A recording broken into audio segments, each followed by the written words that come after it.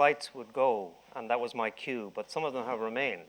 Most of those guys back there with the camera. Yeah.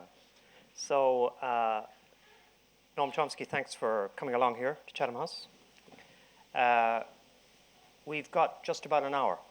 Okay. And Noam Chomsky has some stuff that he has to do later on. We're incredibly grateful to you for finding this little space. And the conceit is that we have a conversation.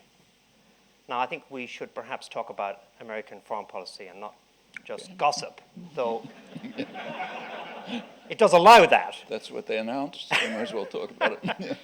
But I'm hoping we can move fairly briskly into a question and answer session, so we maximize our time. This requires a degree of restraint on the part of us all, not least myself. You will not even be told my name, much less my record, in a boring, cherished kind of way. It requires restraint on your part, and you will forgive me in advance if I stop you. Oh, fine. In order to move things along. Yeah. A family man. My children had a line that they used. If they asked a question, as kids do, they'd sometimes say, "Just the 5-minute lecture, please." And over time it was 4, then 3, then 2. Yeah. And it'll require discipline on your parts as well, please. And I might be quite tough on that. No speeches. I'll repeat that, later on. Say who you are if you feel you can. The more concise the questions, the more enjoyable the event is for us all. And I have here, we do say, tweet questions. And since we say this, we should nod in the direction of Twitter. I have a Twitter guru. Where is my Twitter guru? Where is my expert? She's lurking close to the exit. Stephanie will be asked perhaps to produce a Twitter tweet. And also, you guys can tweet. So as we are proceeding, if there's something that strikes you want to say, all you have to do is tweet, if you do tweet, and all you have to do is #AskCH. But people who are outside the hall, people who are not here, can do it as well. So it's a nice way of broadening the audience. Noam, I guess crudely, the Snowden stuff. A surprise, and I mean by that, a surprise at quite how extraordinary it was, or not a surprise at all? I think the scale was, at least to me, very surprising. It is, in fact, phenomenal. Actually, there's a new book by Glenn Greenwald, I don't know if it's come out here, which surveys a lot of it, brings it together, and it's really a colossal campaign. It's very clear that they want to pick up everything. Everything that anyone says, who they meet, who they see, anything you can think of. It's 100%. The goal is 100% collection of all information about all of the enemies of the state.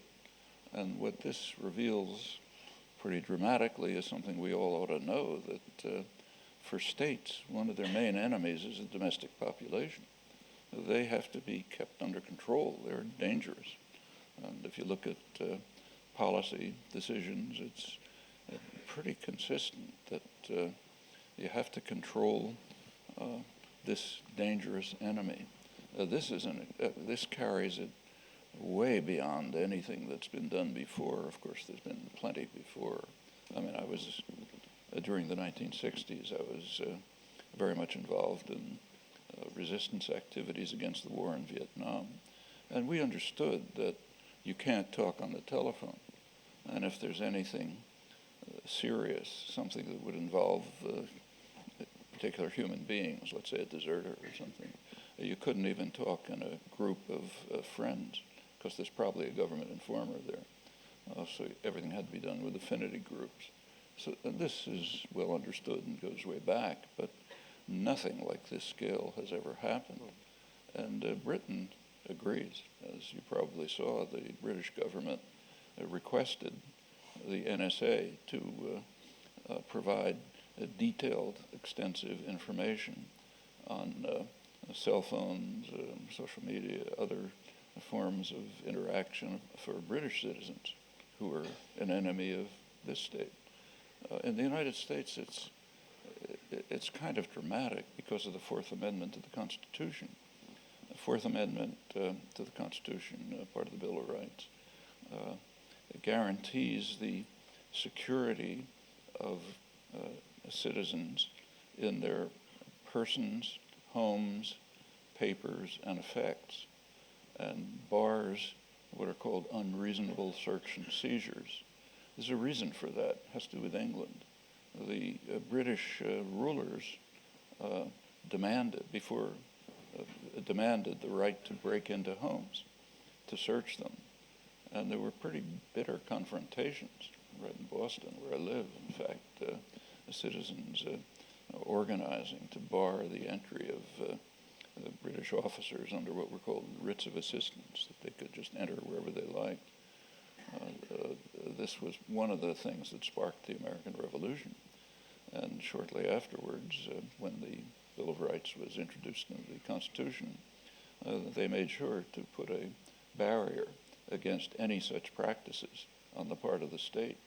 Well, now the Fourth Amendment is being violated in a way which is so dramatic that it takes your colleagues in the legal profession to try to figure out how to make them consistent. But then they can always find a professor who can do the other work. That's the role of lawyers. So yes, well, I wouldn't go that far. But they'll find a way to say that knowing everything that you do is a reasonable search and seizure. When you compare the response to Watergate, which, when you look at what's happening today, it seems small beer, and yet it brought down a president. Now, maybe it was a cover-up, maybe it wasn't, but has the culture in America changed markedly in what is now 50 years since that time?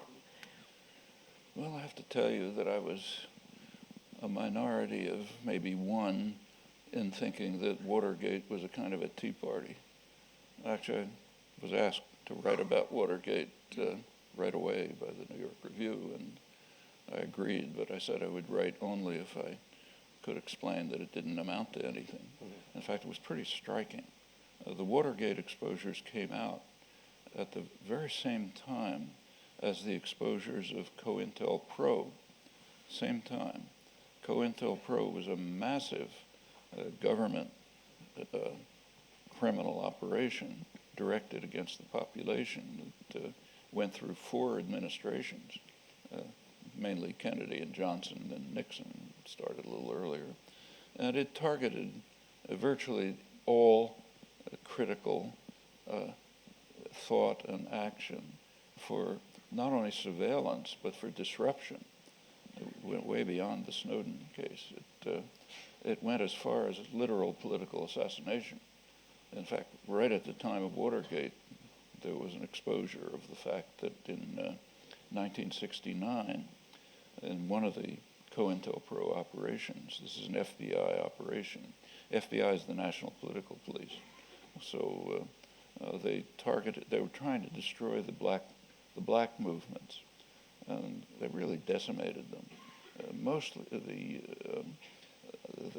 the worst case, which had just appeared at the time of Watergate, was the assassination of Fred Hampton. Mm-hmm. Fred Hampton was a Black Panther, an organizer, a very successful organizer, no criminal charges, nothing like that. He was organizing in the Chicago ghettos. The FBI, under COINTELPRO, wanted to assassinate him. They tried at first to incite a criminal gang in the ghetto, the Rangers, Blackstone Rangers, to kill him. They sent false letters to the heads of the Rangers written in kind of fake black dialect, which they decoded instantly. The FBI is not very smart, to try to tell them that, that Fred Hampton was going to go after them, so they'd react, but they didn't. Can I come in on this, though? And then go on. Pardon? Yeah, go on. I want to ask you a general question about this, if you... Well, what happened is that the FBI had implanted an informer who was Hampton's bodyguard, and they gave false information to the Chicago police about guns in the apartment. 4 a.m., the police broke in, really a Gestapo-style raid, and just murdered him in his bed. That act alone just swamps all of Yeah. the Watergate exposures. Yeah. And interestingly, it was barely reported. And that's only one. I mean, they went a lot of other things under COINTELPRO, which was far more serious than Watergate, and I think more serious than the NSA. Is this, in its modern form, the use of drones to kill people abroad? So I Pardon? wonder, the drones, is that a modern equivalent? The drone? And I want to ask a sub-question about that, which is the nature of American public opinion. You paint just now, and you do in your writings, a picture of a kind of a really easily led amorphous community, which can be misled by this and led by that and so on. I mean, Well, take, say, COINTELPRO. It's hard to say that people were misled. They didn't know about it. Yeah. There is something called journalism, which is supposed to have the task of presenting to the public things that are significant and important for them to play a role in a democratic society. But that role is sometimes fulfilled, I wouldn't say zero, but to a very limited extent. In the case of COINTELPRO, there was virtually no coverage. The Hampton assassination, people couldn't protest because they didn't know about it. Take drones. Yeah, take drones. The drone campaign is a global terrorism campaign run by the Obama administration, which has absolutely no counterpart. There used to be some notion, lawyers will remember, there's this old thing called the Magna Carta, which we'll be commemorating in its death in next year, 800 years. 800 years. Don't add Sir Robert Worcester here. Yeah. He'll be very But it established enervated. this, in a narrow form, but it established the notion of presumption of innocence. Pretty narrow, but then it was extended over the years. Now, that's been torn to shreds. By now, guilty means that Obama decided on Tuesday morning to kill you. That's the definition of guilty. Tuesday morning, there are these sessions in the White House where they read a little St. Augustine on just wars and then decide who we're going to murder today. And they're recognized to be suspects. And it's massive. It's all over large parts of the world. And they can be American, as they have been. Well, it's interesting. There are a few cases, I think 4, where American citizens were killed. Now, that has caused a lot of debate and discussion, which is curious. The tacit assumption is that if you want to kill non-Americans, it's free. Do it. Do whatever you like. But murdering American citizens, well, raises some constitutional questions. So that's debated. Suppose, say, that Iran, let's say, had the capacity to murder people in the United States and Israel who they regard as a threat. They have good reason to regard them as a threat, like leading figures and top leaders in the United States and Israel are regularly saying that all options are open, which means if we want to carry out a nuclear attack against you, we'll do it. John McCain, during the last campaign, when he ran, his line was just bomb, bomb, bomb. Don't wait, let's bomb them. So there are plenty of people who they could regard as a threat. Suppose they decided to assassinate them. Would we sit here quietly and say, well, it's fine, they're not Iranian citizens, so why shouldn't they assassinate them? But when we do it, it's considered legitimate. And it's pretty striking that the U.S. government recognizes 2 things that are important. One is they're not only killing suspects, they're generating terrorists. They know very well that these campaigns are generating terrorists. When you start murdering people in tribal societies, which have a culture of defense and revenge, they respond. Take, say, 9/11. Turns out that 11 of the 19 apprehended hijackers were from a tribe in Yemen that had been bitterly repressed and attacked, first by the center and then by the international supporters of it, and they were taking revenge.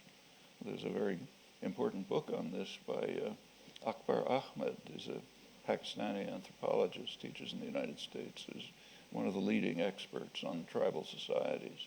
And he just calls it a war against tribal Islam and tribal societies generally, which react. The other thing is that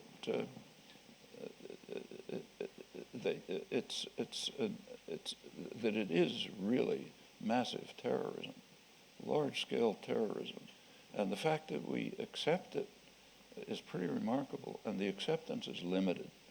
The former head of the CIA, Michael Hayden, pointed out recently that there isn't a single government in the world which accepts Washington's legal basis for the drone campaign, he said, with two exceptions, Israel and Afghanistan.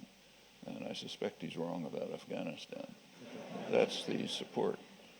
So you generate terrorists, you kill whoever you like, and there's no support for it.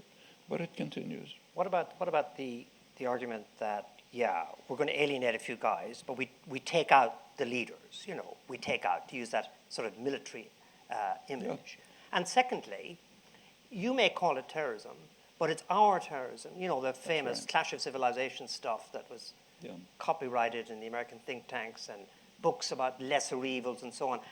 In a way, we have democracy, we have the rule of law, we're the good guys at this. You have absolutely contempt for that, but I wonder whether there isn't at its core some basic truth that the fact that these societies are different. Sure, we're much more violent and aggressive. And in fact, when this happens in a more or less democratic society, citizens are much more culpable than when it's done in an authoritarian state. Like, say, suppose Iran was murdering people who were threatening it in the United States and Israel and probably Britain. Well, Iranian citizens couldn't do very much about that. It's a harsh authoritarian state. It's different here.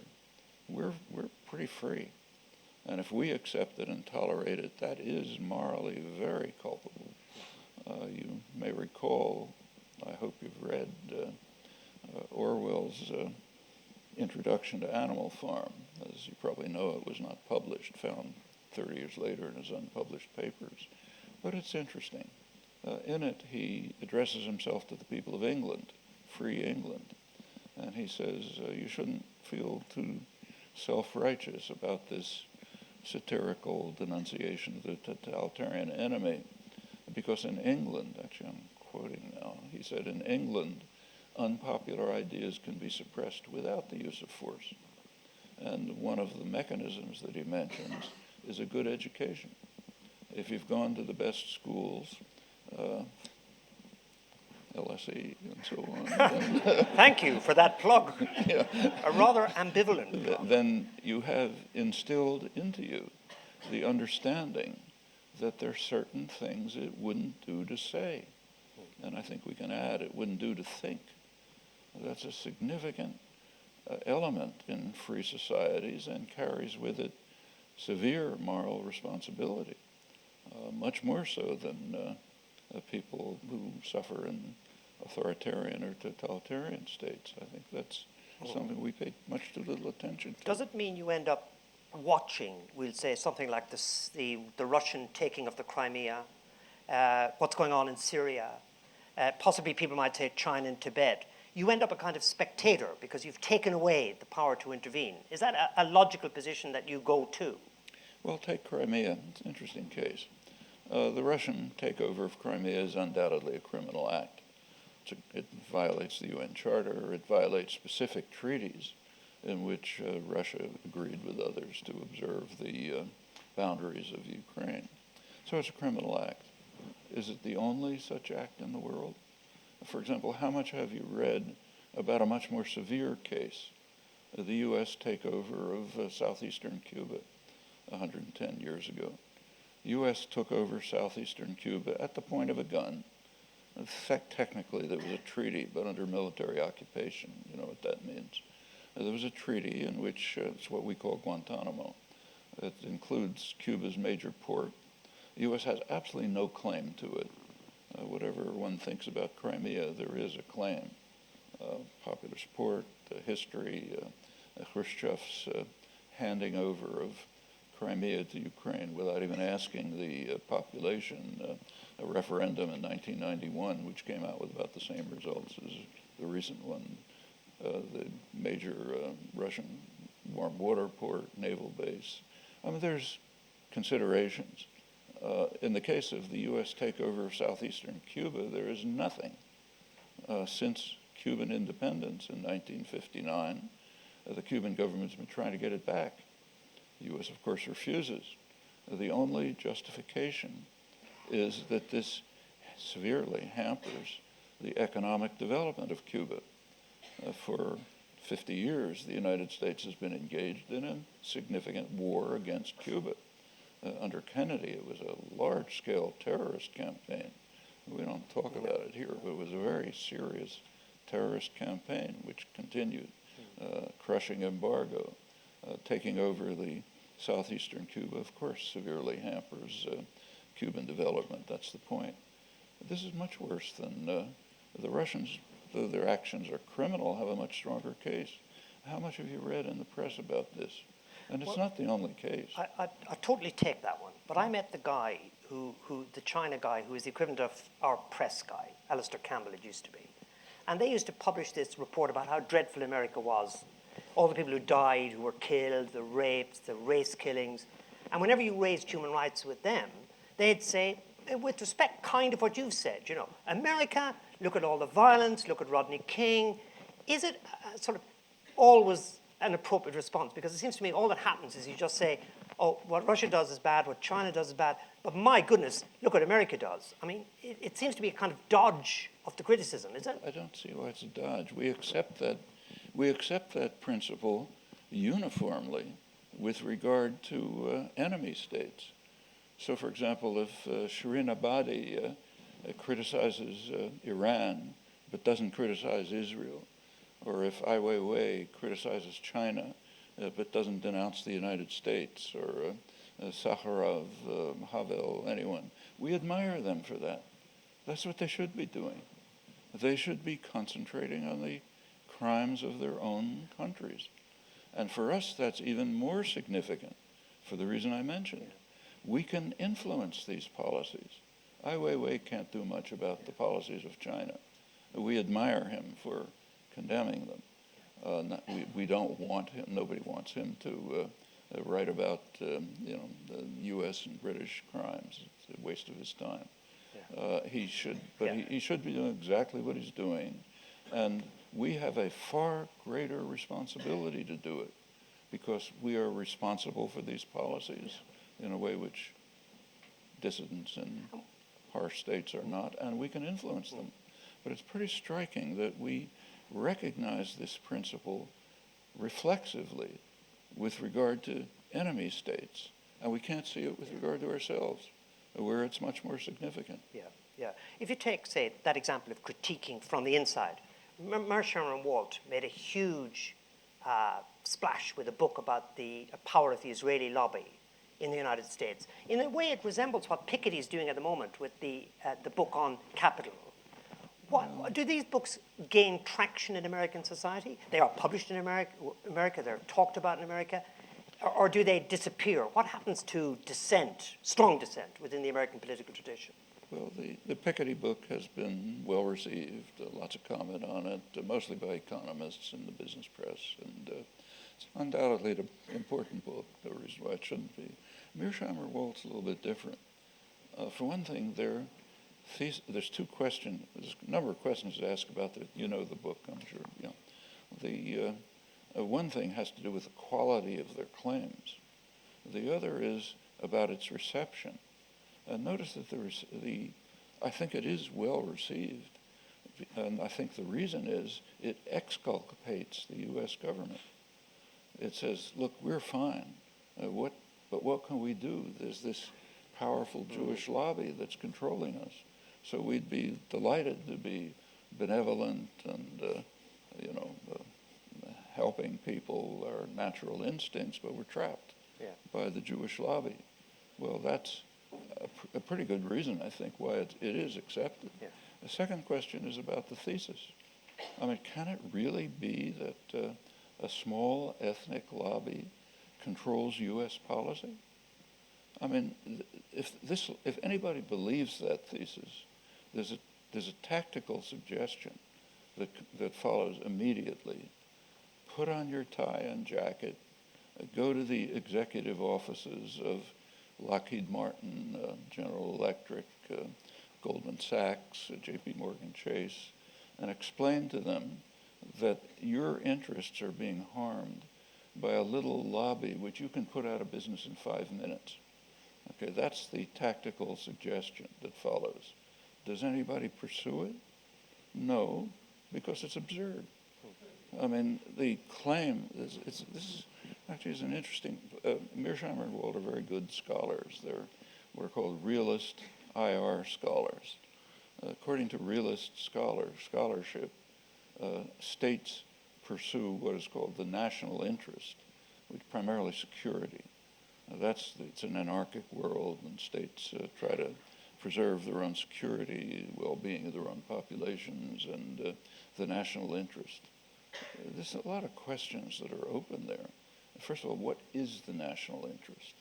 I mean, is the national interest of the CEO of General Electric the same as the interest of the janitor who cleans his floors? No, their interests are quite different. So what's the national interest? Well, in practice, it turns out that the interests of state power and concentrated economic power. Take a look at the formation of policy, that's what it defends. Is the national interest in that sense harmed by U.S. policy towards Israel? Well, pretty hard to argue that. Certainly centers of American power don't think so. Like take Lockheed Martin, which are the military lobby industry altogether, big lobby. They think it's great. I mean, when the United States gives Israel a couple of $2 billion to buy advanced armaments, that's a gift to Lockheed Martin. In fact, it's a double gift because it's what in the retail trade is called a teaser. It means that Saudi Arabia comes along and says, wait a minute, we want $60 billion worth of second-rate equipment, which we don't know how to operate. And so defense industry can sell it to them, So that's wonderful. Furthermore, Israel tests the high-tech equipment on live targets. You learn things from that. There are very close relations of intelligence, very close. If you took a look at, it goes way back. Actually, one of the interesting Snowden revelations is that Israel's the only country that gets raw data, not what's called minimized. And most data in the NSA is supposed to be kind of checked, so things that are really improper and illegal are thrown out. And that's the way it's given to the so-called Five Eyes, England, Australia, the close allies, not Israel. They get straight data, and the intelligence relations are extremely close. Military relations are so close. You may have seen one of the interesting WikiLeaks exposures was a list of super strategic sites that are so important that the United States has to defend them at all costs. There were not many of them. One of them was right outside Haifa, Rafael Military Industries. That's one of the super significant U.S. sites that has to be defended. It's a military industry, high-tech military. It's one of the places where they did a lot of the drone technology. Their relations with the Pentagon are so close that they actually moved their management offices to Washington, where the money is.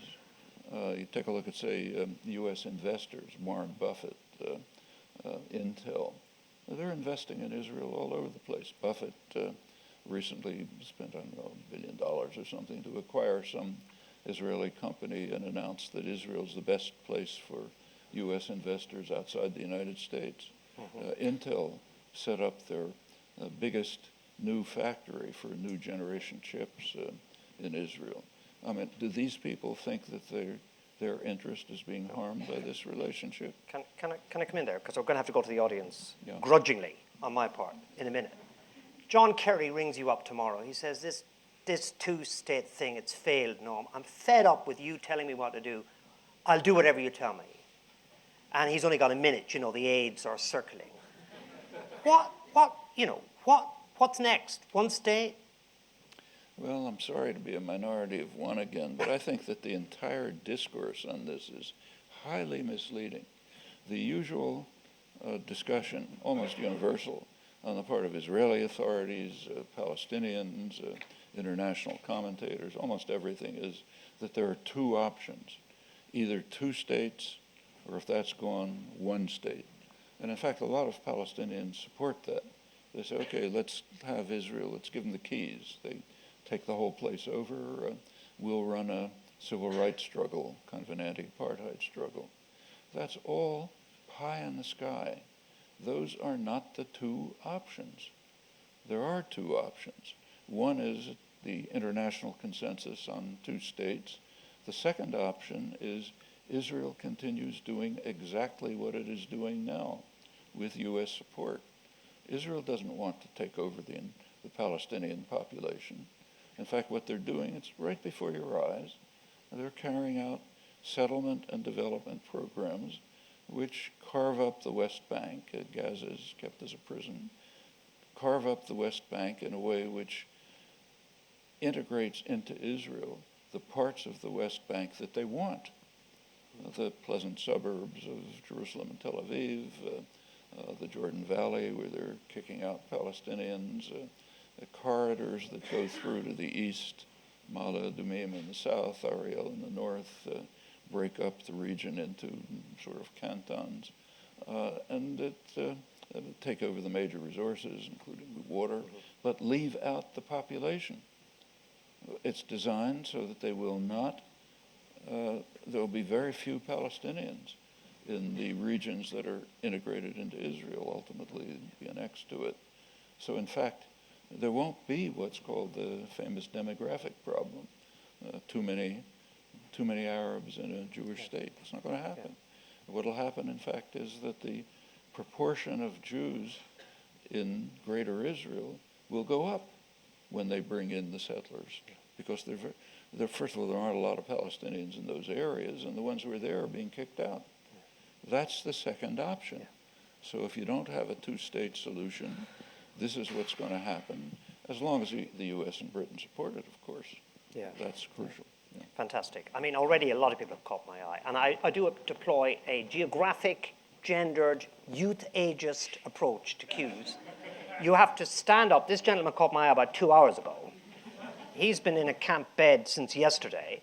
But I'm looking at the back for the lady. Is that a lady? I'm applying a gender test. Very good. So this gentleman in blue, I'm afraid, and then the lady in the middle. You have to wait for the microphone. You have to stand up. You have to give us your name, and you have to be incredibly succinct. James Thacker. I was at the Cooper Union with you 2 weeks ago and couldn't ask the question. I'm a novelist. I've worked since the Tet Offensive in this country with 7 human rights groups on almost all the issues you mentioned. I deplore and was alarmed to see Gary Will's comment just after Obama was elected that given the War Powers Act in 41, the military we have in 120 countries, the 1.2 million top security cleared spooks in the Washington area, if Obama had 36 years, he couldn't dismember this. Do you feel, as an American, that our Constitution and our government is beyond recall? Do you think there's any way that we can actually get back to what the Founding Fathers intended? I'm going to take a couple, if I want. Thank you, James. That's a model, actually. Slight comment, question. Sir, you're going to emulate that skill at concision? And there's a lady who's going to have a microphone, whichever lady, yes, that lady whose hand is up in the foreground. Yes, sir. Right, my name is Mike Harvey. Very simple question. Can you envisage anything changing America's supportive policy towards Israel? Thank you very much. There's one more to come on this wave. Madam, have you got the way you go? Yelena Balbekova, Master of Public Administration at London School of Economics. In 2010, in your interview to Democracy Now!, you supported a statement expressed by then in Financial Times that the major problem of foreign policy of Obama's administration back then was Iran. Do you think it shifted nowadays to Russia due to the failure to rein in its imperialistic ambitions, or it's too simple to narrow down it just to one country? Thank you. Okay, did you get those three? This is, can I sub it down and you tell me if I'm wrong? basically, Iran was the big deal in 2010, you said, a major policy challenge for America, the United States, and now it's shifted to Russia. Would that be about a fair summary of it? So that's that one, and you heard the other two, I think. Yeah. But Well, let's take the last. Actually, 2010 was an interesting year in U.S.-Iranian relations. As you may recall, that was the year, I think, in which a deal was reached between Brazil, Turkey, and Iran, which would have pretty much settled whatever the issue was supposed to be. The basic principles of the deal were that Iran would ship its low-enriched uranium out of the country presumably to be kept in Turkey, and in return, the West would provide medical isotopes for the Iranian research reactors. As soon as that deal was reached, it was bitterly condemned by the White House and reflexively by the press. I don't know what happened here, you tell me. The Brazilian government was pretty irritated by that. The foreign minister, Amorim, released a letter from President Obama to President Lula in which Obama had proposed this, presumably because he assumed that Iran would turn it down and they'd get a propaganda point. When Iran accepted it, they denounced it. It was pretty much ignored in the United States. There's all kind of pretexts for why they had to turn it down, but what happened is interesting.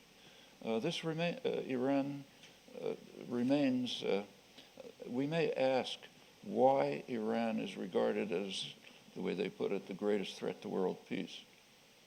The president, the Congress, the press regularly describes Iran this way. Incidentally, it's not the way the world perceives it. There was an interesting international poll that came out in December, run by leading U.S. British polling agencies. It was reported in BBC. I don't think it was reported in the United States. The poll, among other questions, asked which country is the greatest threat to world peace. The United States was so far in the lead, nobody was even close. Second, way behind, was Pakistan, and that was probably mostly because of the Indian vote. But Iran was way down. But in the United States, much of Britain too, much of the West, Iran is the greatest threat to world peace. We may ask why. Why is Iran the greatest threat to world peace? Well, there's an authoritative answer to that. It's the U.S. intelligence agencies and the Pentagon give an annual report to Congress on the global security situation. It's public, it's not classified. It doesn't get reported, but you can find it on the internet. And they explain, of course they have a section on Iran, and they explain why it's a threat. What they point out is that Iran is not a military threat. It has very low military expenditures, even by the standards of the region, let alone the U.S. Its strategic doctrines are defensive, designed to deter an attack long enough for diplomacy to set in. That's its strategic doctrines. Then they say, well, if Iran is developing nuclear weapons, and of course U.S. intelligence doesn't know, they say that would be part of their deterrence strategy. That's quite significant. Aggressive states like the U.S., Britain, Israel, cannot tolerate a deterrent strategy. It's too dangerous. You have to be free to use military force whenever you want. And it's true that Iran would be a deterrent if it had. They also accuse Iran of terrorism. Terrorism means support for forces that the U.S. doesn't like. So Iran supports Hamas, supports Hezbollah. We could discuss exactly what they are. But let's get on to the other two, because I want to okay. go around. A woman has caught my but eye here, and a younger guy has caught my eye there. That remains a problem. Going back to your, quickly, this is can an we important change? one, and Israel. You brought up the fact that the U.S. has about 1,000 military bases around the world. They're rapidly extending this, incidentally, particularly in Africa. AFRICOM, the Africa forces, greatly expanding, putting bases all over the place. No other country has anything remotely like this. This is unique to the United States, and it's part of a whole system of global control. Can it be changed? Very easily. Go back to Orwell. I mean, if people in the United States and secondarily England, which is significant in this respect, if they sit passively and quietly and docilely and intimidated and accept what's going on, then it can't be changed. But we have enormous options. Of course we can change it. I mean, the British Parliament, for example, voted to block a strike against Syria. Well, that pretty much compelled the United States to go along. It's just one indication of what can be done across the board. So sure, we can change it. But not if we sit quietly and passively and say, well, let's blame the enemy, but not look at ourselves. Then nothing will change. This is well understood by leading American scholars. So, for example, the professor of the science of government at Harvard, I love that title, the science of government at Harvard, Samuel Huntington, who was a leading figure. Civilizations guy. Right, but he pointed out, interestingly, in 1981, a significant year, he pointed out that, he said, the state authority, the United States government, has to impose a system of force which is felt but not seen. Power remains strong when it's in the dark, when it's hit by sunlight, it evaporates. Mm-hmm. And then he expanded on that. This is 1981. He said, when the United States engages in military or other intervention in the world, we must create the misimpression that it's the Russians we're fighting. That way we intimidate the population into passivity. And of course it was a misimpression. Could go on with 1981. But his point is accurate. If people will remain intimidated and passive, then there's no way to change it. And this applies to Israel too.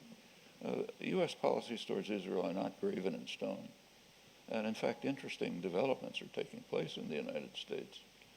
I've been writing and speaking about this for 50 years. I literally used to have police protection when I gave a talk on it, even at my own university, literally, MIT. If I gave a talk on this topic, the Cambridge and MIT police would be there. They'd insist on taking me back to my car and so on, all over the country. And now it has radically changed. It's one of the leading topics on campus. Thousands of people show up for talks. You can't get a hostile question, literally. That's part of a change that's taking place among the population. Will it affect policy? That's up to us. It can change.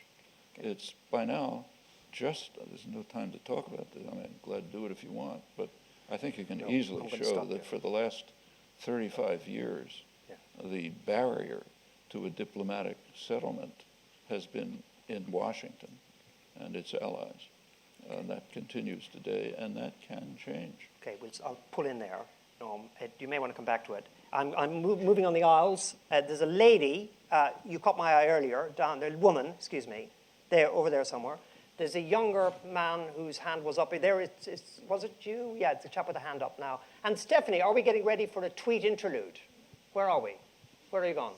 And we'll take one from you, these three, and we'll try and rattle through them. Okay. Do you want a glass of water? I'm fine. You've got the microphone. Name, stand up, and concise. Okay, concise. Hi, my name is Denise Rudich. I'm a member of Chatham House. The U.S. is known as having a very strong unilateral sanctions regime. Can you maybe speak and give us your thoughts on the use of sanctions to advance foreign policy objectives and impose extraterritoriality, effectively? And do you think that the U.S. will be able to continue using these unilateral sanctions in the long run to have an impact globally? Okay. You mean kind of smart sanctions, Denise, against individuals or financial companies? and economic sanctions. Financial and economic sanctions against, we're trying to... Russia, the latest, Cuba, whatever it is, Cuba, Iran, others. the UN, stuff like that. Brilliant, thank you. Sir. Thank you, John Argyle, member of Chatham House. Professor Chomsky, I'm just wondering your 1967 essay in the New York Review of Books on the That'll test responsibilities them. of intellectuals. Has anything significantly changed since you wrote that essay? How has the role of the intellectual in public discourse changed, and to what degree has it become more influential or less, in your opinion? Thank you. Okay. The role of the intellectual, has it changed since 1967? You recall that article, and you'll need to update it briefly. But you've got a minute, because Stephanie's going to come in. Stephanie, how are we looking? It's like the Eurovision Song Contest on the tweet barometer. Okay, so I've got a Twitter-based question. Chomsky says domestic population is enemy of state. In other forums, he said social media atomizes society. Should I delete Twitter? I have another one.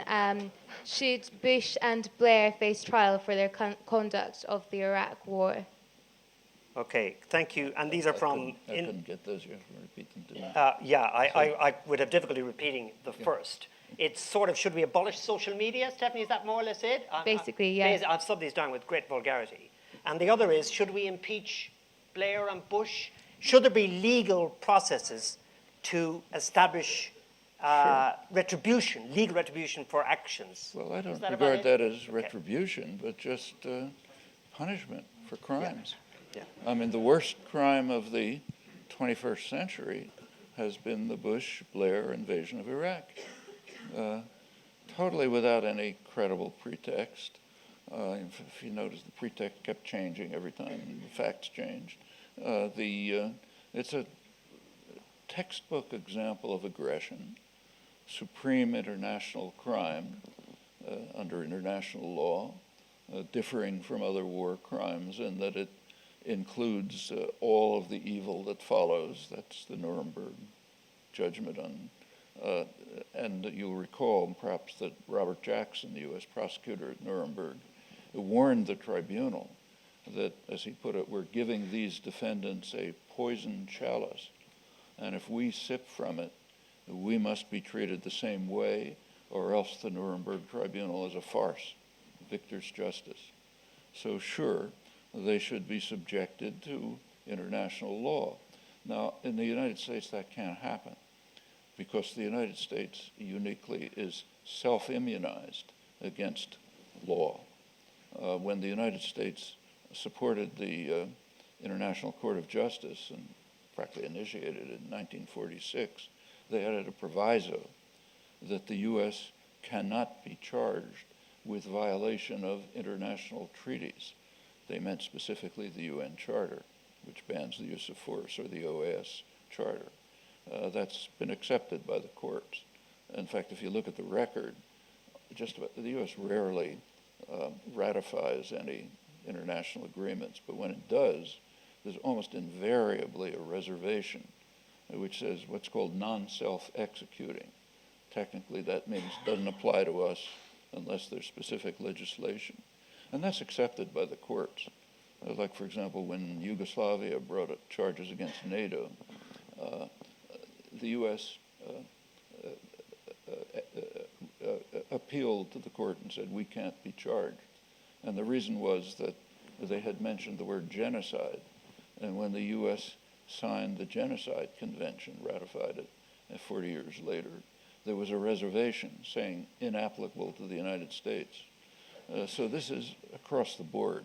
The U.S. is immune, self-immunized to international law. Britain, not quite that much. But these are really things that are in the hands of the public. Again, if we permit our leaders to be major war criminals, sure, that's what they'll do. Power tries to achieve whatever it can. And if its domestic enemy allows it to do it, they'll do it. Snowden case is a case in point. Sanctions, maybe quickly, but sanctions. Well, I think, as in many of these cases, we should try to look at it from another point of view. Imagine that Iran or Cuba had the power to impose sanctions on the United States. Should they do it? They certainly have plenty of justification for it. I mean, I've mentioned a couple of cases. Should they do it? Well, I wouldn't. I don't think that's the way they should deal with these problems. I don't think it's the way we should. We are much more culpable. I mean, we're the ones who are carrying out attacks on them. I mean, take, say, Iran. The United States, in 1953, the United States overthrew the parliamentary regime in Iran, imposed a harsh dictatorship. From that day until today, there has literally not been a day in which the U.S. has not been punishing Iran. Supported the Shah, harsh dictatorship up till 79, immediately turned to supporting Iraq's attack on Iran, which was murderous and brutal. U.S. supported it all the way through with such enthusiasm that it denied the attacks on the Kurds, pretended that Iran had done them. As soon as the war was over, the U.S., this is the Bush administration, invited Iraqi nuclear engineers to the United States for advanced training in nuclear weapons production. Another threat against Iran. Immediately sanctions were imposed on Iran. And then we come up to the present as it goes on. Literally not a day in which Iran has not been subjected to pretty harsh punishment by the United States. Should they impose sanctions on us, assuming that it was conceivable? Well, you decide. And I think that gives the answer to that question.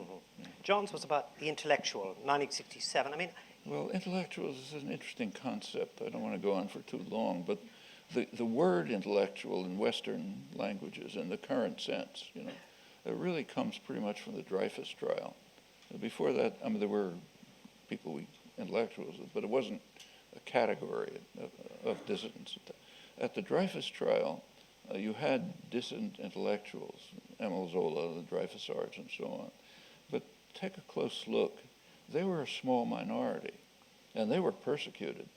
Zola had to flee the country.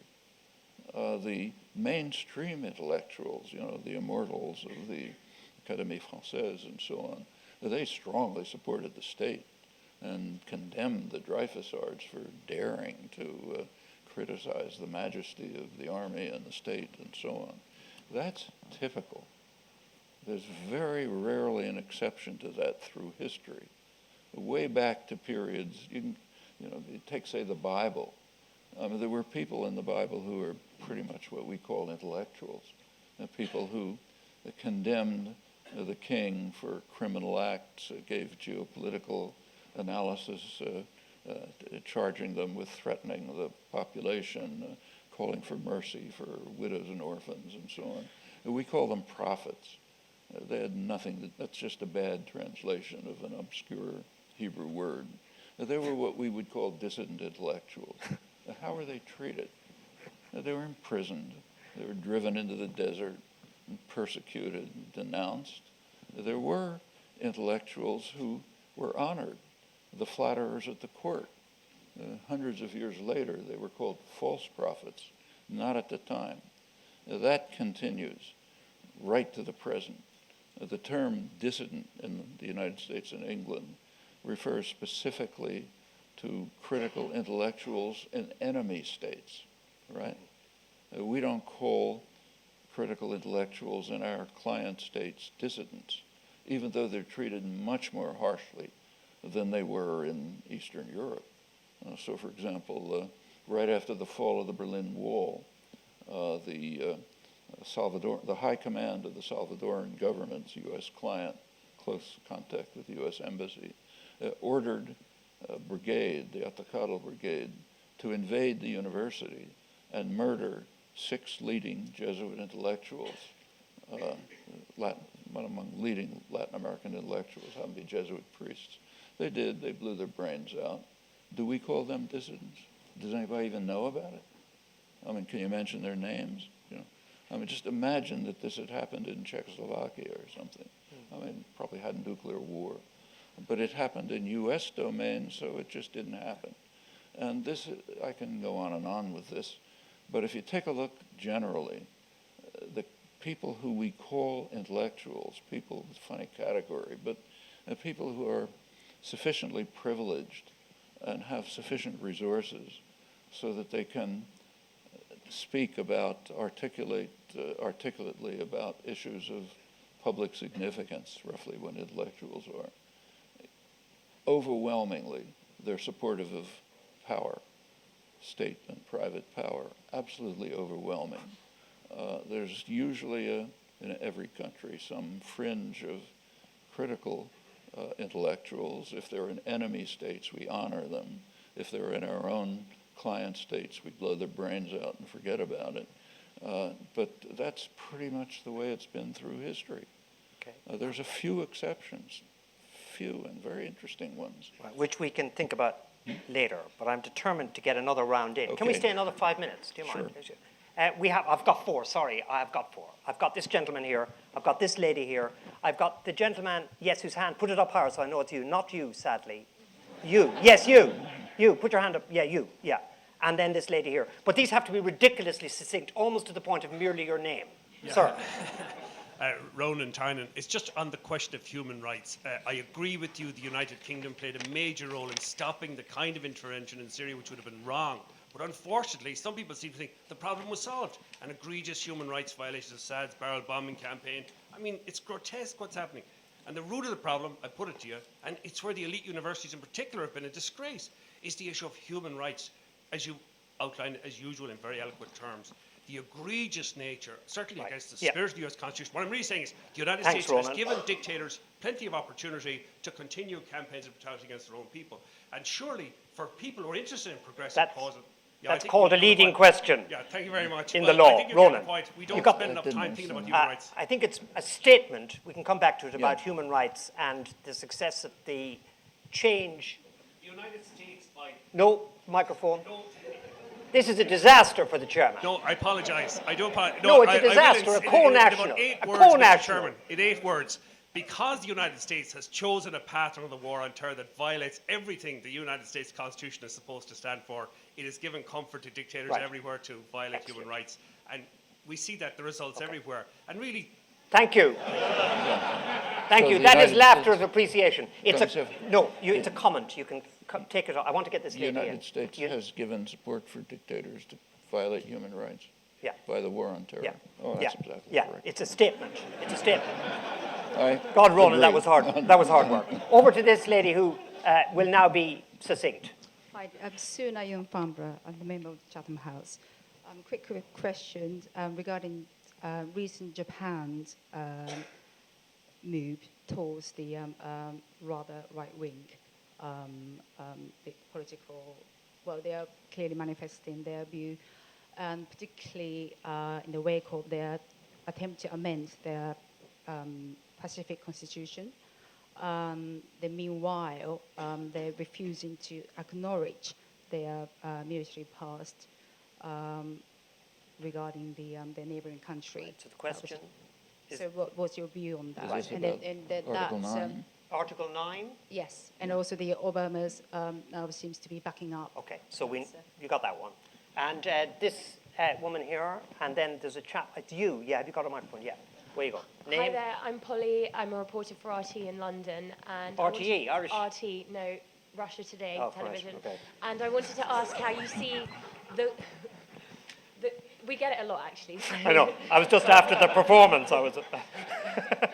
I wanted to ask how you see the conflict in Crimea playing out both in the short term and in the long term, the conflict in and over Ukraine, and whether that's changed the balance of power or whether there's anything to say about the balance Does of power. Crimea change the balance of Yeah, power? yeah, that's a quite specific one. And sir, no, it was actually the man right in front of you, I'm afraid. Yeah, I'm really sorry, but he had it much earlier. But you're enormously kind to give it up so quickly, sir.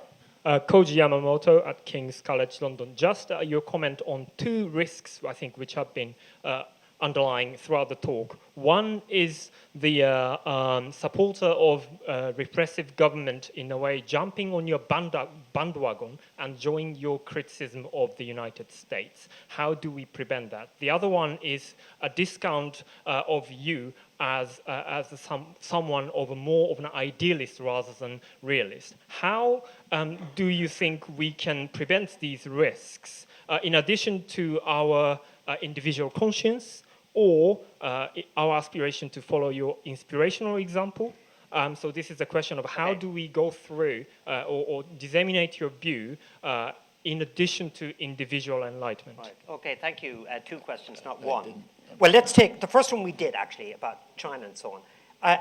Are you an idealist? Am I saying marginalized because an idealist? Oh, there's Noam Chomsky, isn't he marvelous? He keeps us all in good form. But he's a fantasist, a moral fantasist. Would that be more? That's that one.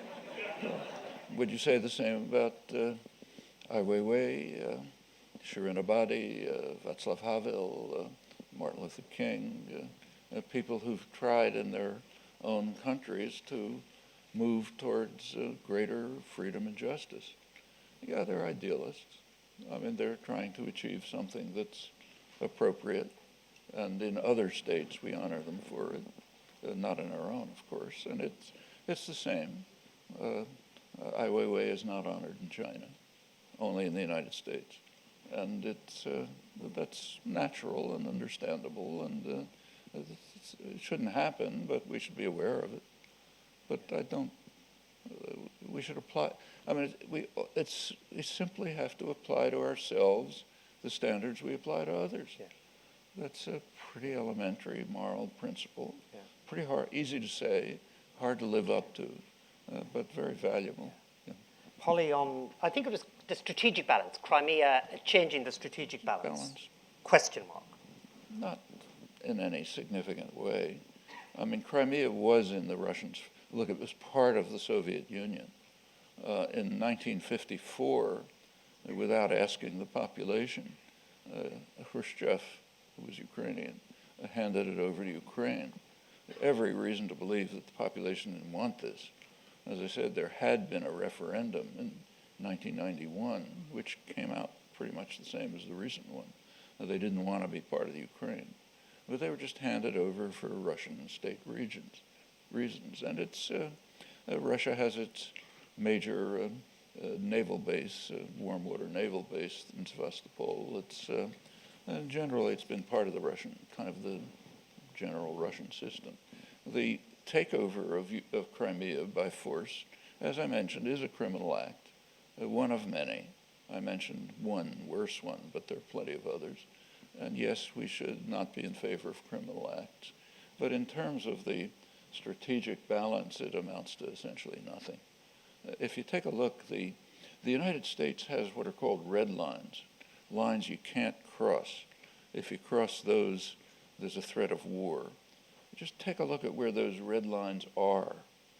They're at the borders of other states. So one of the red lines is at the border of Russia. Another red line is at the border of China. There's a conflict developing in the Pacific, not in the eastern Pacific. It's not off the coast of San Francisco. There's a conflict developing in the waters off the coast of China, where China is attempting, you can argue whether it's right or wrong, to gain control over its major trading routes, the waters off its coast, which Japan had pretty much taken over in the course of imperial conquests. I mean, Japan has claims vast areas of the Pacific because of its imperial conquests. China, this was its century of humiliation. They don't have them. They're trying to get some of them back. You can like it, you can dislike it, but that's where the red line is. And that's the way it's been all the time. I mean, it's very interesting to look at the way American foreign policy is described, the way we describe it. So there's a lot of talk about American decline. What's rarely noticed is that this decline began in 1945. In 1945, the U.S. had overwhelming power. I mean, there was nothing like it in history. Security, wealth, and of course planned to use it to organize the world system. It began to decline very quickly. There's an event in the West called the loss of China, 1949. The loss of China took place. Big attack on big step in American decline. I can't lose your cell phone. I could lose my cell phone. In fact, I do it all the time. But I can't lose yours, right? How could we lose China? Well, there's only one way, if we own it. And that's taken for granted. The loss of China is a huge issue in American domestic policy. You know, who is responsible for the loss of China? They have to go after them, McCarthyism and so on. When Kennedy escalated the war in Vietnam, we know from internal records, a lot of the concern was that he might be blamed for the loss of Indochina. How do you lose Indochina, And it's the same all over. There's a premise in the United States, accepted in British elite circles, that the U.S. owns the world. And Britain is it's supposedly its partner. Actually, there's an interesting comment on the partnership right at the peak of the Cuban Missile Crisis, when Britain's existence was at stake, literally, could have been wiped out by U.S. decisions. The U.S. was refusing to provide information to Britain. Macmillan was trying to get British intelligence to figure out what was going on. And there was a discussion in high-level circles about what was called the special relationship between the U.S. and Britain. And one high official, probably Dean Acheson, said, define the special relationship. He said, Britain is our lieutenant. The fashionable word is partner. In Britain, they like to hear the fashionable word, but the big guys use the word that counts. Yeah. So this is the U.S. attitude. Britain is a lieutenant, goes along, and it's a conception of world order that's pretty striking if you think about it. We're nearly out of time now. Have we dealt with Article 9, or do you want to? Yeah. The Article 9. Yeah. Well, it's quite precise. So. Yeah. Okay. I mean, it's in a sentence nearly.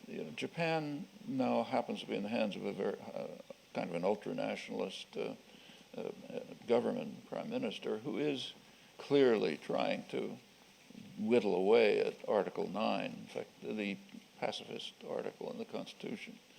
I think it's a very bad thing. I mean, people in Asia have some memories of Japanese imperialism.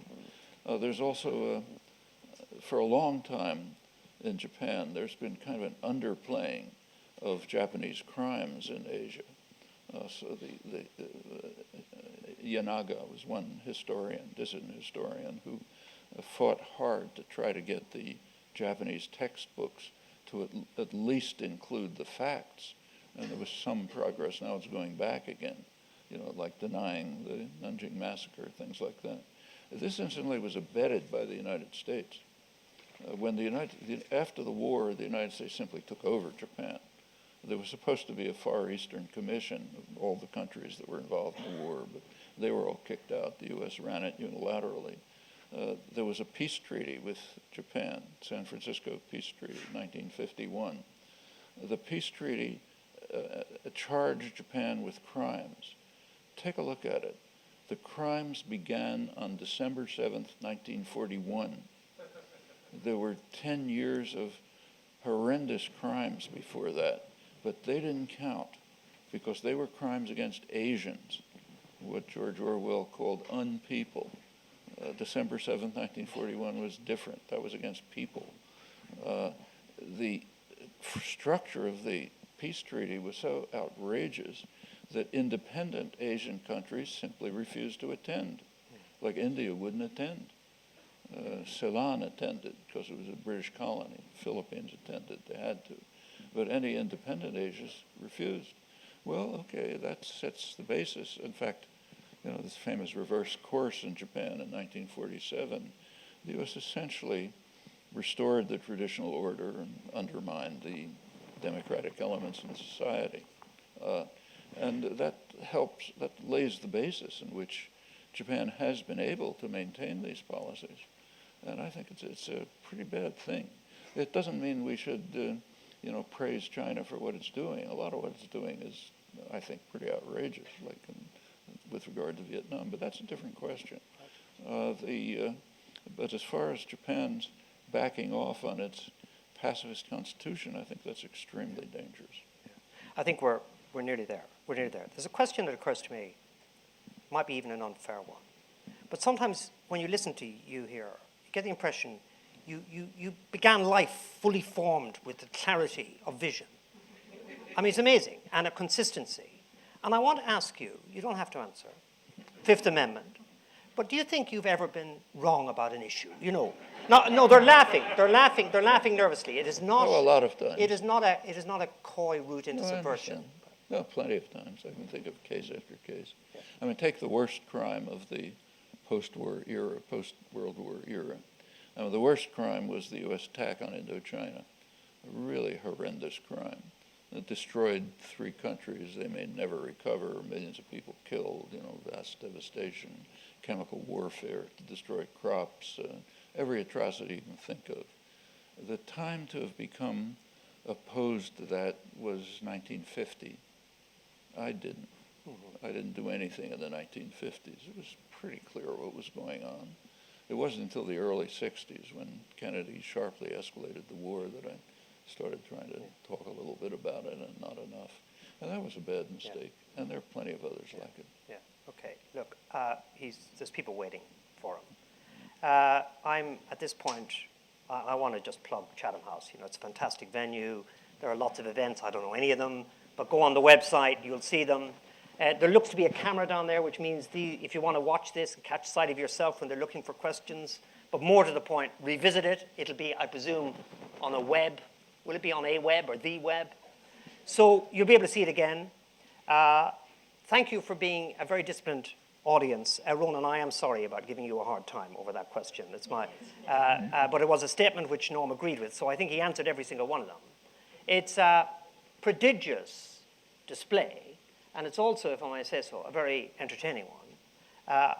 I think my name is Conor Gearty. I work at LSE. I feel very lucky to have been able to chair this event. I wonder whether you might now want to join with me in showing your appreciation of Professor Noam Chomsky.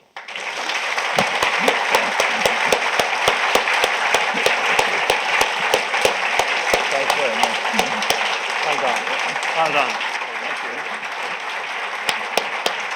Very good.